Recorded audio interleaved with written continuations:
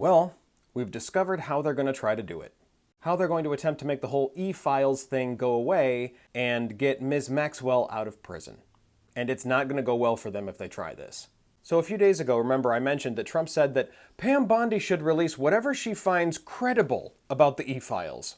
So I said, well, now she's got to try to find a way to say that none of it is credible. Cue yesterday afternoon, when Maureen Comey, the daughter of James Comey, who prosecuted Maxwell and Epstein, was fired. She had worked at the U.S. Attorney's Office for almost a decade. She was not given any reason. She was fired.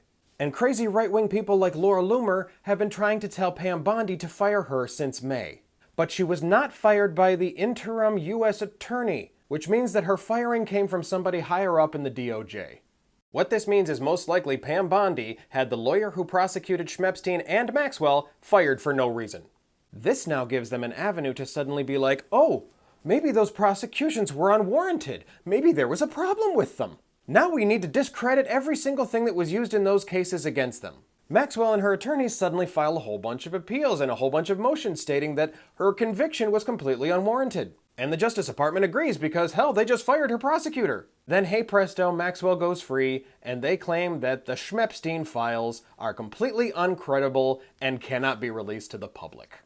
And as clever as they might think it is, it's incredibly transparent, and all it's going to do is piss off the MAGA base more. I really hope they don't try doing this, but this is the only reason I can think of why they would suddenly fire Maxwell and Epstein's prosecutor for no reason.